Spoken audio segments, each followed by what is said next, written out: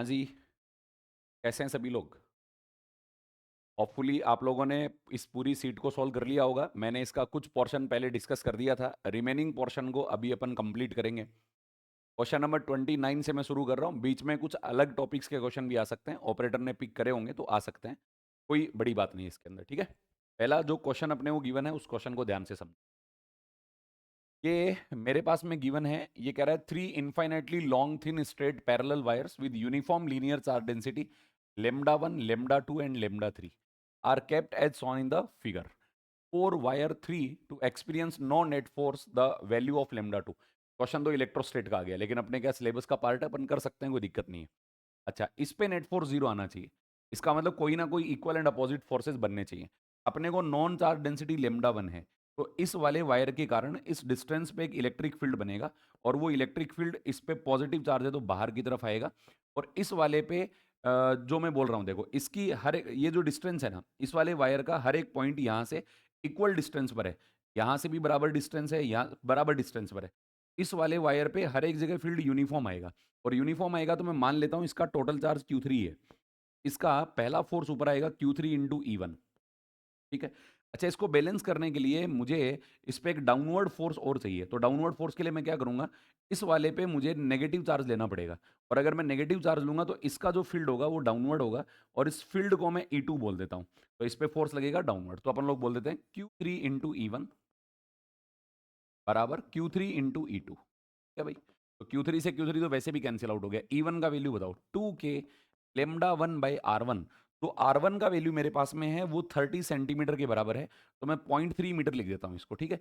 E2 का value जो मेरे पास है 2K लेमडा 2 डिवाइडेड बाय, यहां से इसका जो डिस्टेंस है वो 10 है, तो मैं इसको 0.1 लिख देता हूं। वैसे भी अगर सॉल्व करेंगे तो पॉइंट से पॉइंट क्या हो जाएगा, कैंसिल आउट हो जाएगा। 2K से 2K क्या हो गया, कैंसिल आउट हो गया। तो मेरे पास में जो लेमडा 2 का वैल्यू आएगा, उस लेमडा 2 को मैं लिख सकता हूं लेमडा 1 इंटू में 0.1 बाई 0.3, तो ये तो वैसे कैंसिल आउट हो गया। लेमडा 1 का वैल्यू कितना है, 6 इंटू 10⁻⁻9 डिवाइडेड बाई 0.3, तो मैं इसको ये बोल सकता हूं कि अपने पास में 0.3 है, और अगर इसको लिखेंगे तो 2 इंटू 10⁻, अपने पास में अगर इसको लिखना चाहें, अच्छा पॉइंट तो कैंसिल आउट ही हो गया ना, पॉइंट तो रखने की जरूरत नहीं, तो 3 आ गया, तो अपने पास में वैल्यू आ जाएगा 2 इंटू 10⁻⁻9 कूलाम पर मीटर। और ध्यान से देखें, इस पर नेगेटिव लूंगा तो E2 का डायरेक्शन डाउनवर्ड आएगा, तो अपन लोग ये बोल सकते हैं कि मेरे पास में लेमडा 2 जो है ना वो नेगेटिव होगा, और इसकी डेंसिटी का वैल्यू ये आएगा, तो ये ऑप्शन नंबर सेकंड जो है वो अपने पास में करेक्ट आंसर हो जाएगा। समझ आ गई बात, ठीक है। चलो जी, नेक्स्ट है अपने पास में क्वेश्चन नंबर 30। इसमें पूछा गया है the current that flows through 8 ohm resistance will be. देखो, इस वाले में से करंट का वैल्यू अपने को निकालना है, तो पहले सर्किट को सिंप्लीफाई करना पड़ेगा, और ये कह रहा है यहाँ से 6 ओम जा भी रहा है अपने पास, ठीक है भाई, कोई दिक्कत नहीं है। तो मैं ये कह रहा हूं कि अपने पास में जो यहां से फ्लो कर रहा है, ये टोटल देखो, सबसे पहले मैं एक काम करता हूं, इनका टोटल रेजिस्टेंस बना 20 ओम बना। अच्छा, ये 20 ओम बी और सी टर्मिनल के बीच में है, और ये 30 ओम भी बी और सी टर्मिनल के बीच में है, तो मैं ऐसा मान सकता हूं, ये जो दोनों 20 और 30 आएंगे पैरेलल कॉम्बिनेशन में है, और इनको मिला करके मैंने एक आर इक्विवेलेंट बना लिया, और जो मेरे पास में आर इक्विवेलेंट होगा, उस आर इक्विवेलेंट का वैल्यू होगा R1 R2, मतलब इसको अगर मैं टोटल बोलता हूं तो 20 इंटू में 30 डिवाइडेड बाय 20 प्लस 30 ऐसे मान सकते हैं। तो मेरे पास में यहां से आ गया 600 डिवाइडेड बाय, ये आ जाएगा अपने पास में 50, और इसको अगर अपन लोग लिखना चाहें, तो इसको लिखना चाहें तो अपन लोग ये बोल सकते हैं, ये 3 हो गया ना, 20 हो गया, और ये अपने पास में टोटल 30 हो गया, तो ये 600 बन गया, और 20 और 30 कितना हो गया, 50 हो गया, तो अपने पास में 60/50 आया। तो आर इक्विवेलेंट की जो वैल्यू मेरे पास में है, इसको मैं लिख सकता हूं 12 ओम। ठीक है, अब एक बात सोचो, इन दोनों का कितना हो गया, 60 ओम। तो मैं एक बहुत सिंपल सा नेटवर्क सर्किट बनाता हूं। यहां जो ये टर्मिनल ए था, ये इक्वल, ये तो अपने पास में कितना आ गया, इनको मिलाकर के 12 आया, 12 और ये 18। देखो ध्यान देना, इनकी जगह जो 12 ओम बना वो, और ये जो 18 ओम है वो, इसका मतलब है ए से लेकर के अगर मैं इधर सी तक जाऊंगा, तो ये इक्विवेलेंट रेजिस्टेंस मेरे पास में जो बनेगा वो 30 ओम के बराबर आ गया, और इधर वाला बोलो कितना आ गया, 60 ओम आ गया। तो अपन एक सिंपल नेटवर्क सर्किट लेते हैं, ए से लेकर के मैं ऐसे बोल देता हूँ, ये वाला रेजिस्टेंस तो है 18 ओम, फिर इन दोनों को मिला करके मेरे पास में बना था 12 ओम, 12 ओम बन गया, ठीक है? और यहाँ से मैं अगर इधर वाले रेजिस्टेंस सर्किट में जाता हूँ, तो मैं ये बोल देता हूँ कि मेरे पास में टोटल बना 60 ओम के बराबर। ठीक है भाई? अब देखो ध्यान दो, टोटल करंट कितना आया था भाई? टोटल करंट तो आया था 6 एम्पीयर के बराबर। ये दोनों को मिला करके मैंने बोला कि भाई ये अपने पास में 30 ओम हो गया। तो पैरेलल कॉम्बिनेशन में जब करंट डिस्ट्रीब्यूट होता है, तो करंट डिस्ट्रीब्यूशन का फॉर्मूला होता है, जो अपने पास में आई होता है वो इनवर्सली प्रोपोर्शनल टू आर होगा। तो यहां से चलने वाला टोटल करंट जो होगा, टोटल करंट, वो 6 एम्पियर दो पार्ट में डिवाइड हुआ। एक मैं बोल देता हूं I1, एक दूसरा मैं बोल देता हूं I2। ठीक है? मतलब इसमें I1 गया और इस वाले ब्रांच में करंट गया I2। अब देखो 18 ओम तो डायरेक्टली कनेक्टेड है ए टर्मिनल से, तो I1 में तो जो अपने पास में इस वाले में I1 जाएगा, वो टोटल 18 ओम में से जाएगा। बट ये जो 12 ओम है, ये एक्चुअल में जो अपने पास में 12 ओम रेजिस्टेंस आ रहा है, ये रेजिस्टेंस 30 और इस वाला जो रेजिस्टेंस बना था 20, उसका रिजल्टेंट होगा।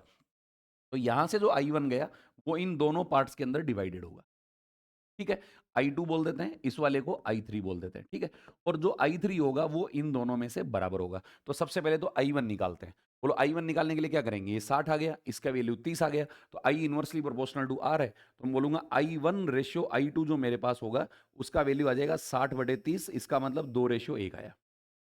तो I1 का जो वैल्यू आएगा मेरे पास में 2/3 गुणा में आएगा 6।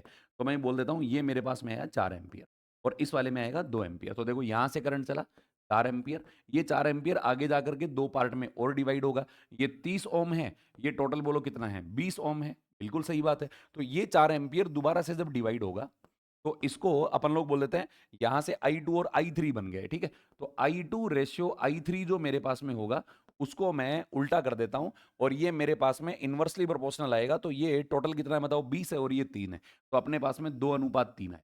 तो मैं बोलूंगा अपने पास में जो अपने पास में I2 का वैल्यू है, वो I3 निकालना है अपने को। I3 बराबर अपने पास होगा 3/5 इंटू में टोटल आ गया 4, तो मैं बोल सकता हूँ 12/5। और इसको अपन लोग लिखना चाहें तो 2.4 के आसपास ऐसा कुछ आ रहा है, तो अपने पास में रेजिस्टेंस आ जाएगा 2।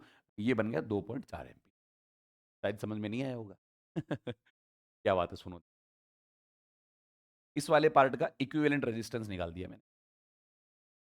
तो दो पार्ट हो गए, इस वाले का कितना हो गया? 60, वाले का 30। करंट डिवाइड हुआ, तो 18 ओम में से तो वो जो करंट गया जो एक्चुअल में डिवाइड हुआ था, क्योंकि डायरेक्टली ए टर्मिनल से कनेक्टेड है, यहां जाकर ये दो पार्ट में डिवाइड होगा। इनके इक्विवेलेंट रेजिस्टेंस ले लिए। इसमें करंट 4 एम्पियर आया है, 4 दोनों में डिवाइड होगा, तो एक पार्ट तो 30 ओम से गया और इन दोनों में करंट का वैल्यू सेम होगा। तो अपने को इक्विवेलेंट रेजिस्टेंस के साथ साथ करंट डिस्ट्रीब्यूशन पैरेलल कॉम्बिनेशन से इसको सोल्व करना है। तो अपने पास में करंट का वैल्यू आ जाएगा 2.4 एम्पियर। चलो भाई, तो हमें ऐसे ही सोल्व करना पड़ेगा फटाफट से। क्या कह रहा है देखो, two identical circular loops P and Q each of radius R are kept in perpendicular planes carrying current I and root three I के बराबर, ठीक है, respectively such that they have common centre, the magnitude and direction of the net magnetic field at the centre. देखो perpendicular plane का मतलब ये हो गया, ये कैसे बोल दिया, ये कैसे बोल। तो ये कह रहा है कि P और Q ले लिया अपन ने, है ना? इसको मैं P बोल देता हूं, इस वाले को Q बोल। करंट जो इन दोनों में जा रहा है वो I और √3I जा रहा है। I हो गया √3I। देखो पहली बात, अगर इसमें करंट गया I, तो ये अपना मैग्नेटिक फील्ड ऊपर की ओर बनाएगा। तो P का जो मैग्नेटिक फील्ड है वो आएगा μ0I डिवाइडेड बाई 2R। अच्छा, Q का जो मैग्नेटिक फील्ड होगा, देखो ये तो आ गया P का मैग्नेटिक फील्ड, अपने ऊपर की तरफ बनाता है प्लेन के परपेंडिकुलर। ये वाला आ गया Q का मैग्नेटिक फील्ड। तो अपने Q का जो मैग्नेटिक फील्ड आएगा उसको मैं लिखूंगा μ0 √3I डिवाइडेड बाई 2R। अच्छा, मैग्नेटिक फील्ड वेक्टर क्वांटिटी है, दोनों एक दूसरे के परपेंडिकुलर हैं। तो जो रिजल्टेंट मैग्नेटिक फील्ड अपने पास होगा, रिजल्टेंट मैग्नेटिक फील्ड जो अपने पास होगा, उसको मैं लिख सकता हूं B बराबर √BP² प्लस BQ²। तो अपने पास में यहां से अगर मैं इसको लिखना चाहूंगा, तो इस वैल्यू को मैं बोल सकता हूं कि देखो μ0I डिवाइडेड बाई 2R तो आ गया बाहर, अंदर अगर मैं स्क्वायर करूंगा तो ये 3+1 बनेगा, तो ये 4 बन गया। तो मैं इसको बोलूंगा 2 times of μ0I divided by 2R। तो अपन लोग बोल सकते हैं डबल हो गया है। इसका डबल है P वाले का। तो P वाले का डबल तो देखो अपने पास एक ही ऑप्शन है, ये वाला ऑप्शन है। ठीक है भाई, theta equal to π/6 with respect to B Q. π/6 का मतलब इस एंगल को मैं बोल सकता हूं 30 डिग्री के बराबर, और with respect to B Q है ना, बी क्यू। चलो भाई निकाल लेते हैं, ये रिजल्टेंट फील्ड आ गया था, एंगल मैं अल्फा बोल देता हूँ। बोलो टेन अल्फा का वैल्यू कितना है?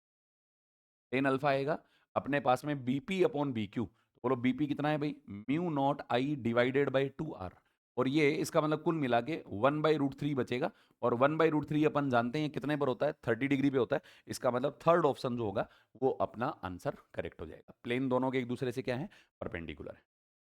चलो जी, क्वेश्चन नंबर है 32।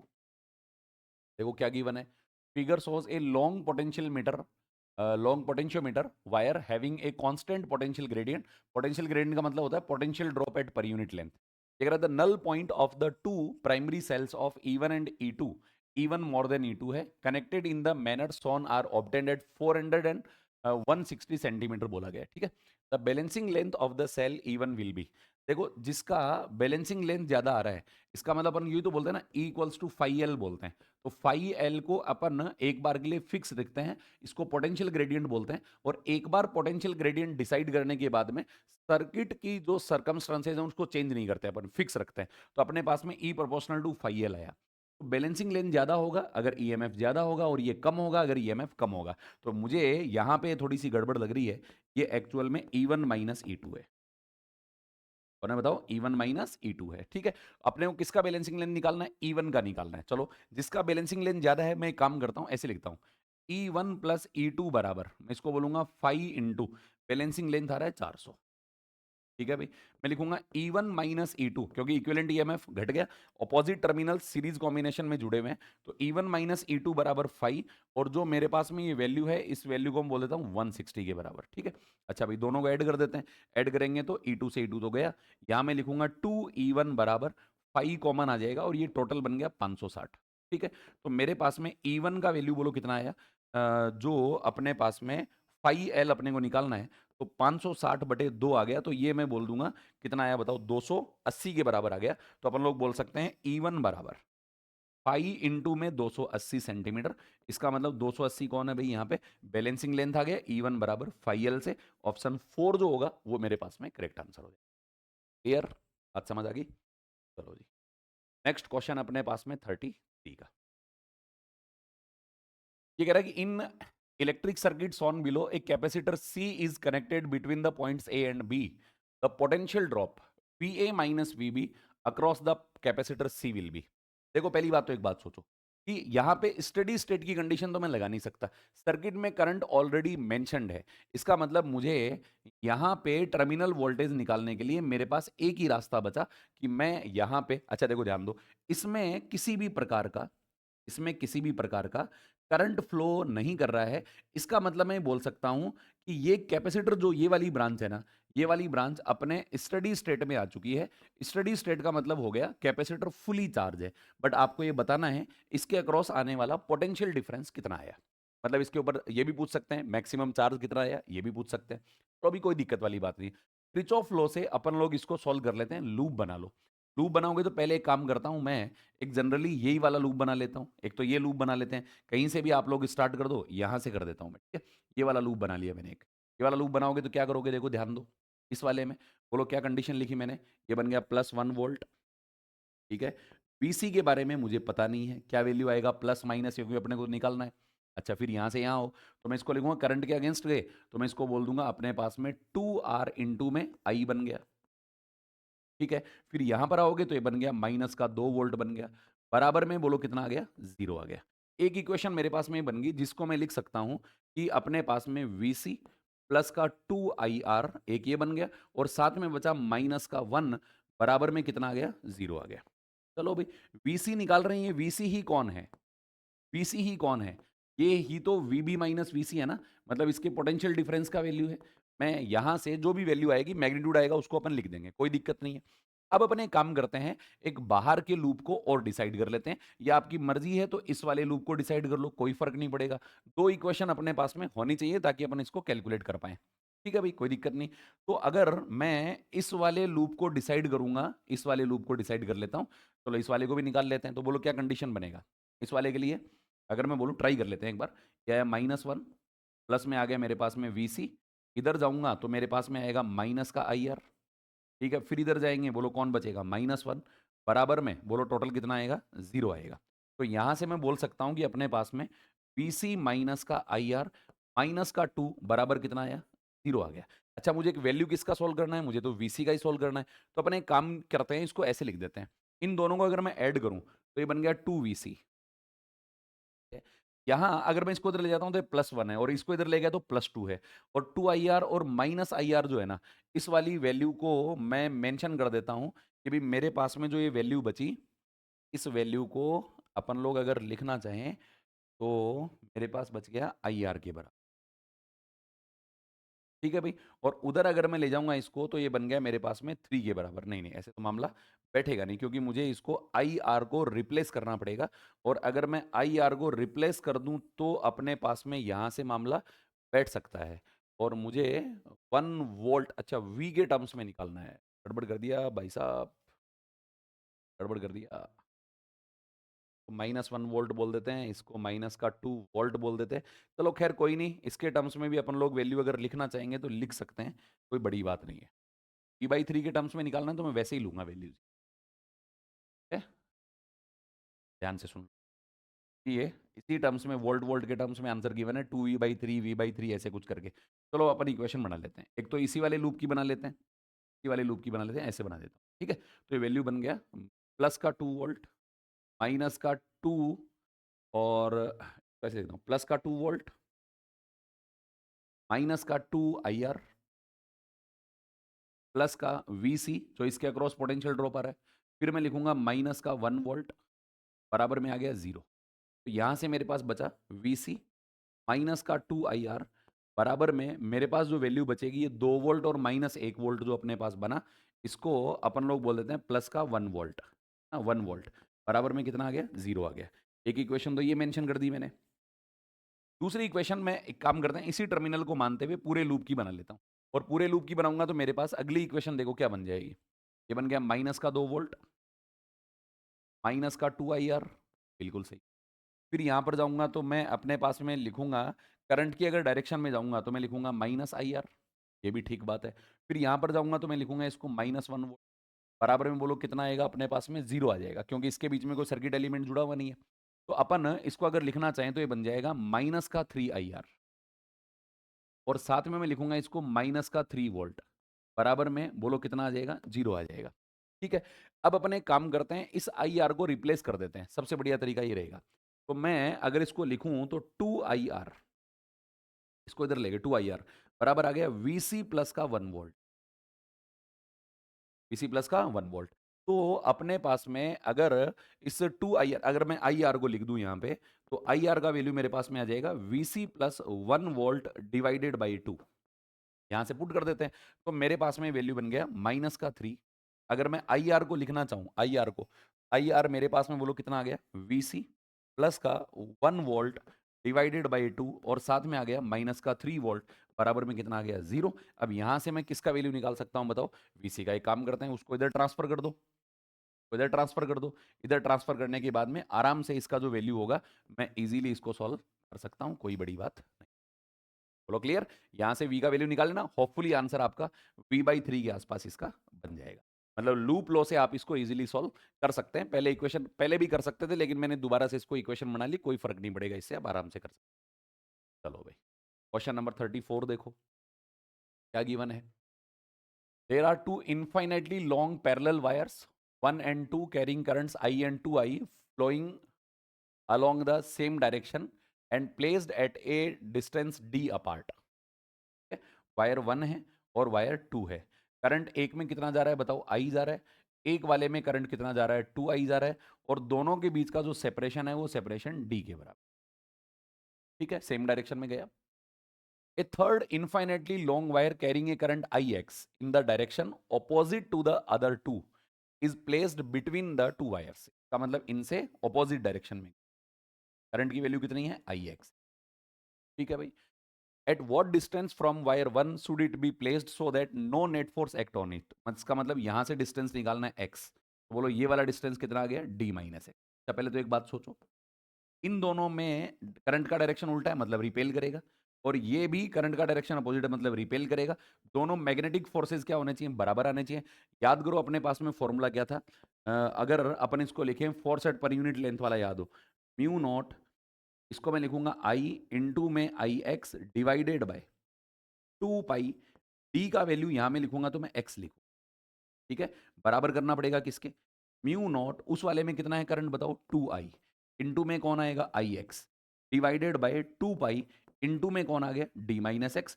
दोनों को बराबर कर लो, यहां से किसका वैल्यू निकाल दो, एक्स का निकाल दो, आराम से निकाल सकते हो। मतलब दोनों वायर रिपेल कर रहे हैं तो दोनों का जो रिपल्सन है वो बराबर होना चाहिए, और बराबर होगा वहां ये कैंसिल आउट करेगा, कैंसिल आउट करेगा तो नेट फोर्स इस वायर पे कितना बनेगा, 0 बनेगा, ठीक है जी। नेक्स्ट है क्वेश्चन नंबर 35। क्या देखो ध्यान दो, कह रहा है rectangular loop of side 10 and 5 centimetre, इसका मतलब एरिया हो गया इसका अपने पास में 50 into 10⁻⁻⁴, carries A current of 12 ampere, इसका मतलब आई का वैल्यू आएगा 12 एम्पियर के बराबर, and is kept in magnetic field 0.3 tesla as shown in the figure, the torque acting on the loop will be।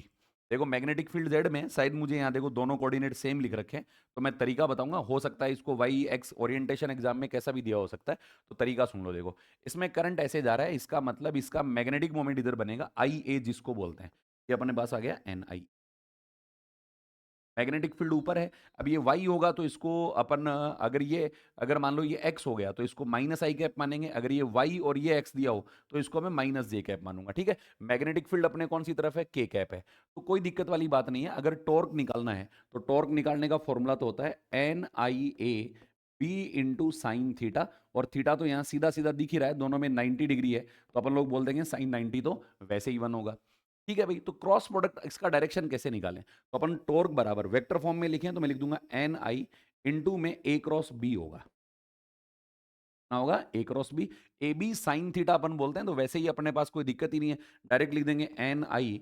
तो अगर मैं एरिया लिखूं इसका तो एरिया अपने पास में आ जाएगा, अगर मैं लिखूंगा ए इंटू, अगर मैं इसको वाई कोऑर्डिनेट मानता हूं तो ये माइनस जे कैप आ गया, तो यहां मैं लिखूंगा ए माइनस जे कैप। अच्छा बी का वैल्यू बोलो कौन सा हो गया, बी इंटू के कैप, ठीक है। तो अपने पास में जे कैप क्रॉस के कैप वैसे तो आई होता है, तो ये माइनस आई आ जाएगा, इसका मतलब नेगेटिव एक्स आ गया, तो वैल्यू बन जाएगा एन आई ए बी, और इसको मैं बोल सकता हूं माइनस आई कैप। अब देखो वैल्यूज आपको गिवन है भाई साहब, आप टॉर्क आराम से लिख सकते हैं, कोई दिक्कत वाली बात इसके अंदर नहीं। अच्छे कैलकुलेटिव सवाल है यार, इतने कैलकुलेटिव तो किसी पोर्शन में आए नहीं मैकेनिक्स के अलावा, ठीक है जी। अब मैं बिल्कुल ये बात क्लैरिफाई कर देता हूं कि मैं उन्हीं के लिए करवा रहा हूं जिनको सिलेबस ढंग से पढ़ा हुआ है, तो ऐसे नहीं कि सर समझा नहीं रहे, समझाने का टाइम नहीं है, कि जिसने प्रिपरेशन कर लिया उसके लिए एक रिवीजन प्लान है। कौन सा प्लान है, रिवीजन। समझाने का तरीके तो मेरे पास बहुत अच्छे अच्छे हैं, बहुत तरीके से पढ़ाए जाते हैं, टॉपिक सिखाए जाते हैं, ठीक है। चलो जी बहुत बढ़िया। नेक्स्ट है अपने पास में क्वेश्चन नंबर 36। क्या गिवन है, there are free electrons per centimetre cube, का मतलब इलेक्ट्रॉन डेंसिटी है, स्मॉल एन बोल देता हूं, इसको अपन लोग बोलते हैं number of electrons per unit volume. ये करंट दे रखा है flowing in copper, while the drift velocity of electron will be if the cross section area of the wire is point। अब देखो इसमें क्या बताना है मुझे, आपको ध्यान ही होगा, N E A V D पूछा है, बोलो वी डी का वैल्यू कितना आएगा, आई अपॉन एन ई ए, और एन वैसे ही अपन जानते हैं इलेक्ट्रॉन डेंसिटी होता है, वैल्यू रख दो, आंसर सॉल्व कर दो। क्लियर है बात। क्वेश्चन नंबर 37, ये कह रहा है if a resistance R1 is connected to a source of EMF then power consumed is P, if additional resistance R2 is connected in series then power consumed will be. कोई दिक्कत नहीं, एक resistance लिया अपन ने R1, पहले ये केवल अकेला ही जुड़ा हुआ था, तो अगर यहाँ पे मैं बैटरी लगा रहा हूं और इसमें कोई करंट जा रहा था I, तो पावर कंज्यूम्ड मैंने लिखा I²R। अब इसके सीरीज में अगर एक रेजिस्टेंस और जोड़ दिया तो सर्किट का आर इक्विवेलेंट बढ़ गया, आर इक्विवेलेंट बढ़ने से करंट का वैल्यू घट गया, और करंट का वैल्यू घटेगा तो इसके अक्रॉस जो पावर कंजप्शन होगा वो भी क्या हो जाएगा, कम हो जाएगा। इसका मतलब जो पावर कंजप्शन होगा वो पहले वाले से कम होगा, इसका मतलब लेस कंडीशन आ जाएगा, लेस देन पी हो जाएगा, इसका मतलब ऑप्शन नंबर सेकंड अपना करेक्ट हो जाएगा, ठीक है जी। क्वेश्चन नंबर 38, ध्यान दो, स्टैंडर्ड सेल है 1.08 वोल्ट का, is connected in secondary circuit in potentiometer experiment, the balancing length in order to obtain a potential gradient of, ये गिवन है। देखो पोटेंशियल ग्रेडियंट गिवन है तो क्या करते हैं अपन सब जानते ही हैं, ई बराबर कितना होता है, फाई एल होता है, तो अपने पास में अपने किसका वैल्यू निकालना है, एल का। एल बराबर कितना आ गया, ई अपॉन फाइव। फाइव कौन होता है, पोटेंशियल ग्रेडियंट होता है। 1.08 डिवाइडेड बाय, तो फाइव मेरे पास में है 2 इंटू 10⁻³ ध्यान से देखो, वोल्ट पर सेंटीमीटर है, तो मैं इसको लिखूंगा वोल्ट पर सेंटीमीटर, का मतलब 10⁻² मीटर हो गया। और ये ऊपर आएगा तो इसको वैल्यू को मैं लिखता हूं -1, बटा देते हैं। आगे बताओ, -1 के बराबर लिख सकते हैं। तो वैल्यू मेरे पास में जो बनी यहाँ पे, उस वैल्यू को अपन लोग बोल देंगे कि जो अपने पास 1 पॉइंट, इसका मतलब ये जो लगभग आना चाहिए अपने पास में 1.08 डिवाइडेड बाई 2 इंटू में अपने पास में यहाँ से जो वैल्यू आएगा उसको मैं लिख देता हूँ 10 चला गया ऊपर। तो ये अपने पास में 5.4 के ऐसे कुछ आसपास बनेगा। तो इसका मतलब 5.4 मीटर इसका करेक्ट आंसर हो जाएगा। ठीक है जी, मैंने यूनिट्स कन्वर्ट कर लिए, ऐसा यूनिट में ले गया हूँ मैं। चलो जी, बहुत बढ़िया। नेक्स्ट देखो, क्वेश्चन नंबर है 39। 39 क्या, देखो ध्यान देना, ये अब देखो रिपीट होगा उसको मैं नहीं बताऊंगा, है ना। 0.5 metre long straight wire in which a current 1.2 ampere is flowing is kept at right angle to a uniform magnetic field of 2 tesla. The force acting on the wire will be. तो भी कोई दिक्कत नहीं, right angle का मतलब F बराबर जो अपन F लिखते हैं, फोर्स लिखते हैं, उसका वैल्यू आता है I into L cross B. L B sine theta, force बराबर आई एल बी, खुद से कर लेना भाई, ना मेरे ज्यादा बताने लायक है नहीं। क्वेश्चन नंबर 40 देखो। 40 में क्या, देखो ध्यान देना, three cells E1 E2 E3 having EMF। EMF है 3E, इस वाले का है E, इस वाले का है E। इंटरनल रेजिस्टेंस बोलो कितने हैं, R/4। ये वाला कितना है, R/2। ये वाला कितना है, R/3। आर कनेक्टेड है shown in the figure the equivalent EMF। अब देखो ध्यान दो, ये दोनों कौन से कॉम्बिनेशन में है, पैरेलल में है। तो पैरेलल में तो सबसे पहले तो इनके लिए ई डैश निकालता हूं। तो अपन लोग लिखेंगे 3E डिवाइडेड बाय, होता है ना E1/R1 प्लस E2/R2, मैं लिखूंगा R, 4 चला जाएगा ऊपर, प्लस में बोलो इस वाले को क्या लिखेंगे, E डिवाइडेड बाय R/2, 2 चला गया ऊपर, डिवाइडेड बाय, यहाँ लिखते हैं 1/R1 प्लस 1/R2। तो 1/R1 करेंगे तो ये बन जाएगा 4/R, प्लस में ये वाला बोलो क्या बन जाएगा, 2/R। ठीक है भाई, तो 1/R तो इनमें से वैसे भी कॉमन आ गया, कैंसिल आउट हो गया। तो यहां पर मेरे पास में बचा 12E, प्लस में यहां पर आया 2E डिवाइडेड बाय, यहां जो टोटल वैल्यू बचेगा वो बोलो कितना बच गया, 6। कि 1/R तो कहाँ आ गया था, बाहर आ गया था। तो अपन लोग इसको ये बोल सकते हैं कि मेरे पास में टोटल जो बनेगा ये आ गया 14E/6 आया। तो इसको अपन लोग लिख सकते हैं 7E/3 लिख सकते हैं। ठीक है, इन दोनों की जगह एक बन गया। अब ये इसके साथ किस में है, सीरीज में है। तो सीरीज में होगा तो ई इक्विवेलेंट का जो वैल्यू मेरे पास आएगा, इन दोनों को ऐड कर देंगे। तो मेरे पास में अब देखो ध्यान देना, ओ सॉरी, गड़बड़ है भाई सवाल में, पोलरिटी उल्टी है बेटा। पोलरिटी उल्टी होगी तो यहाँ पे कौन आएगा, माइनस आएगा, ध्यान रखना। यहाँ कौन आएगा, तो 10E/6 हो गया, ये गड़बड़ कर दिया अपन ने। ये कौन सा बन गया बताओ, 10E/6 बन गया। तो मेरे पास में ये वैल्यू आया 10E/6, तो मैं इसको बोल सकता हूँ 5/3E। और जो सेल की पोलरिटी बनेगी वो हाई पोटेंशियल सेल के अकॉर्डिंग बनेगी। तो मैं इसको बोल देता हूँ कि अपने पास में ये 5/3E आया। और साथ में अगर मैं इसको लिखना चाहूंगा तो ये सेल ऑपोजिट पोलरिटी के साथ है, जिसका EMF E के बराबर है, तो उल्टा हो जाएगा। तो 5/3E माइनस का E बन गया। तो अपने पास में ये वैल्यू आ जाएगा 2E/3 के बराबर, ना। तो ऑप्शन अपने पास में कौन सा करेक्ट हो गया, थर्ड ऑप्शन का। पोलरिटी देख लेना भाई, अगर मैंने गड़बड़ करी है भी कर सकते हो, कोई बड़ी बात नहीं है। तो अपोजिट पोलरिटी अगर ऐसी आती है तो अपन इसको ऐसे लिखते हैं, E1/R1 minus E2/R2 divided by 1/R1 plus 1/R2, ऐसे ही चलता है।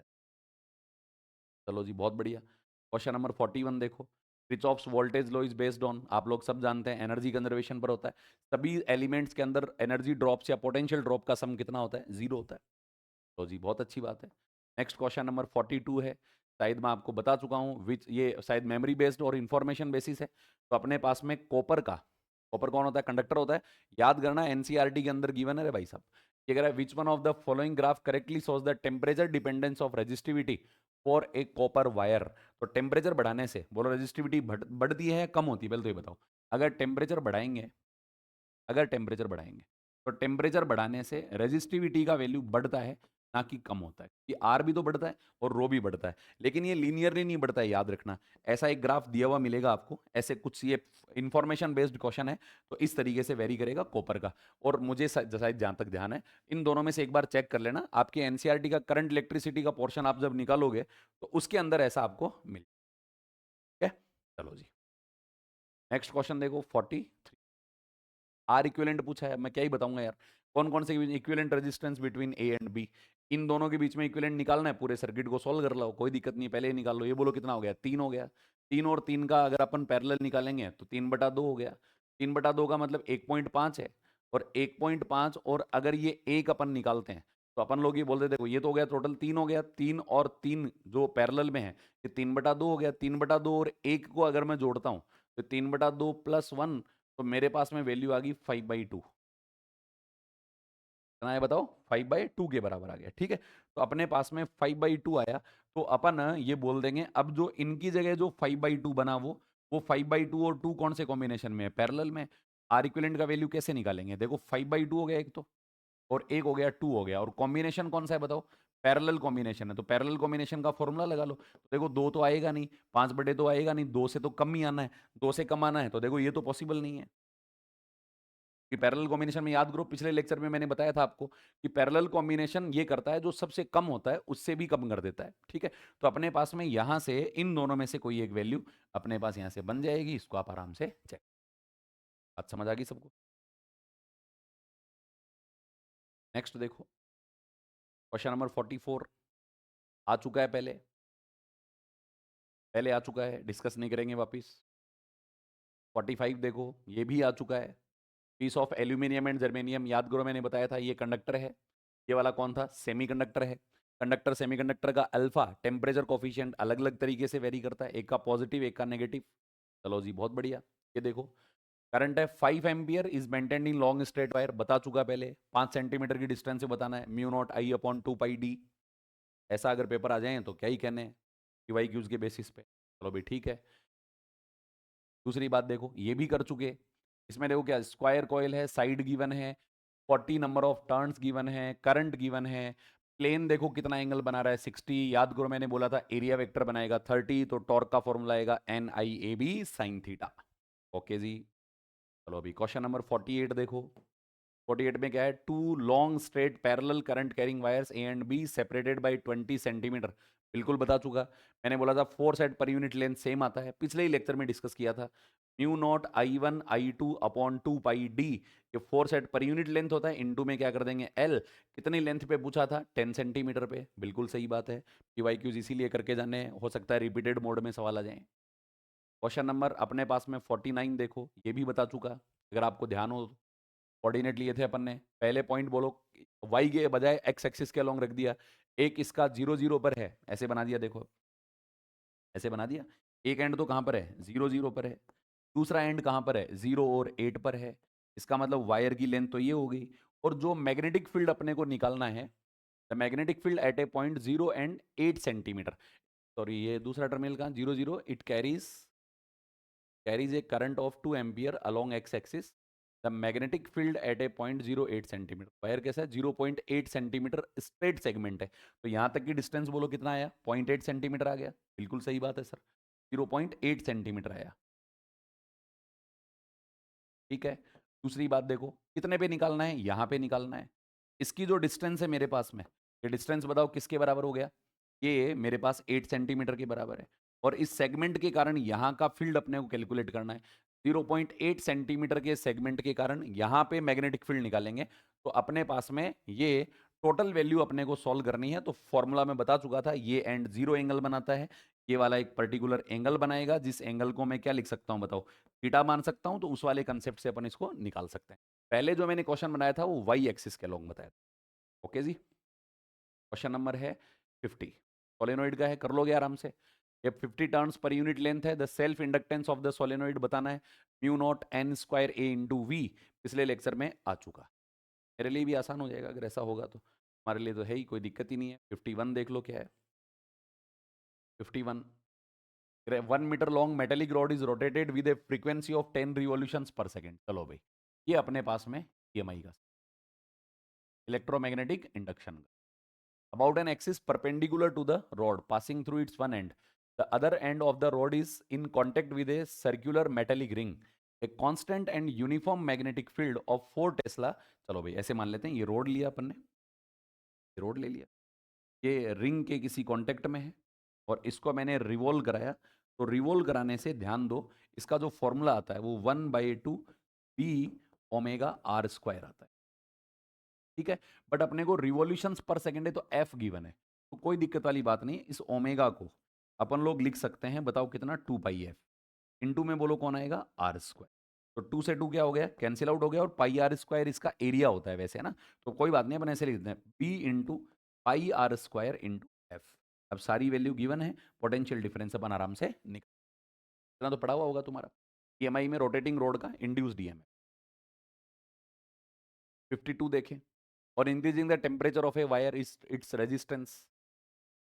और increasing the temperature of a wire, wire देखो कैसा भी हो सकता है, decreases with rise in temperature, increases with rise in temperature, चलो यही मान लेते हैं अपन, increases with rise in temperature, metallic मान के कर लेते हैं। टेम्परेचर बढ़ाने से रेजिस्टेंस घटता है कि बढ़ता है, बढ़ता है। 53 देखें भाई, two resistance when connected in series have a resistance of 20 ohm, when connected in parallel have a resistance of 4.8 ohm, find the value of each resistance. भाई सीरीज में करोगे तो ऐसे कर लो, R1 प्लस R2 बराबर आ गया 20 ओम के बराबर, R1 R2 divided by R1 plus R2, बोलो इसका वैल्यू किसके बराबर आ गया, 4.8 आ गया। R1 R2 की वैल्यू बोलो क्या आई, R1 R2 की मैं लिखूंगा 4.8 इंटू में R1 प्लस R2, और R1 प्लस R2 तो मेरे को गिवन है, बोलो कितना है, 20 के बराबर गिवन है, तो मैं इसको लिखूंगा 4.8 इंटू में लिख दूंगा 20, एक पर्टिकुलर वैल्यू आ गई। अब यहाँ R1 R2 की वैल्यू आ गई, तो R2 को मैं R1 के टर्म्स में लिख सकता हूँ, यहाँ पे एलिमिनेट कर दो, वैल्यू सॉल्व कर लो, चलो भाई ठीक है। तो मैं बोल देता हूँ R1 जो आया मेरे पास, या R2 जो आया, उस R2 को मैं लिख सकता हूँ, बताओ कितना, 4.8 इंटू 20 डिवाइडेड बाय, अपन इसको बोल सकते हैं डिवाइडेड बाय, बोलो कौन आएगा, R1 आएगा। इस वैल्यू को उठा के इस इक्वेशन में रख दो, तो मैं किसकी वैल्यू निकाल सकता हूँ, बताओ, R1 निकाल सकता हूँ, R1 निकल गया तो R2 निकल गया। बेसिक सवाल है, कुछ ज्यादा मेरे बताने का नहीं, ठीक है भाई। क्वेश्चन नंबर है 54, देखो, हाउ मेनी इलेक्ट्रॉन्स फ्लो पर सेकेंड, पर second through a electric bulb rated of 220 volt and 40 volt, ठीक है भाई। पावर का फॉर्मूला बोलो क्या होता है, पावर बराबर वी आई होता है। अच्छा, आई का मतलब क्या होता है, चार्ज पर सेकंड ही तो होता है, आई बराबर पी बाई वी हो गया। पी का वैल्यू बोलो कितना आया, 220 बटे में कितना आएगा, बताओ 40 आ गया, सॉरी 40 बटे 220, 40 बटे 220, मैं कैंसिल आउट कर देता हूं, और इसको मैं लिख देता हूं 2/11, ठीक है भाई, कोई दिक्कत नहीं है। आई का मतलब क्या होता है, आई का मतलब चार्ज फ्लोइंग पर सेकंड ही तो होता है, इसका मतलब ये क्यू का वैल्यू भी है ना, तो क्यू बराबर मेरे पास में आया 2/11। चलो भाई, क्यू बराबर कौन हो गया, एन ई, तो एन का वैल्यू आ गया 2/11, इंटू में आया ई, तो मैं लिखूंगा 2/11 इंटू में, यहां से अपन इसको लिख सकते हैं 1.6 इंटू 10⁻⁻19, तो अपने भाई साहब एन का वैल्यू निकाल देना। एन कौन है यहाँ पर, number of electrons flowing per second के बाद। करंट की डेफिनेशन आपको पता ही होगा, चार्ज फ्लोइंग पर सेकंड होता है, और चार्ज जो आएगा अपने पास में वो एन ई के बराबर होता है। क्वेश्चन नंबर 55 देखो, calculate the flux density. Flux density का मतलब मैग्नेटिक फील्ड ही होता है, मैग्नेटिक फील्ड स्ट्रेंथ होता है। At the centre of the coil if there are 100 turns wound on 25 centimetre long solenoid carrying a current of 3 ampere. देखो solenoid का मतलब तो आप लोग जानते ही हैं, मैग्नेटिक फील्ड कितना आता है, म्यू नॉट एन आई आता है, अच्छे से जानते होंगे, म्यू नॉट की वैल्यू जानते ही हैं। एन कौन है, नंबर ऑफ टर्न डेंसिटी है, ध्यान रखना। तो एन का वैल्यू अपन लोग लिखेंगे 100 बाय लेंथ, बोलो कितना है 25, इंटू में 10⁻⁻²।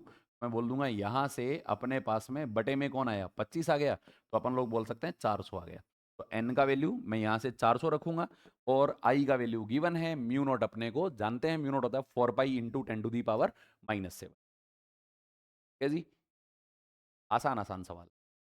नेक्स्ट देखो, ए बॉल ऑफ 0 ये आप लोग करोगे खुद से, क्योंकि कॉलिजन का सवाल है, और इसमें ball of mass 0.2 kg falls from a height of 10 metre on a horizontal plane and rebounds, find the, अब ये पता नहीं क्या पूछा है, फाइनल या इनिशियल काइनेटिक एनर्जी है, due to the impact if the coefficient of restitution है 0.5।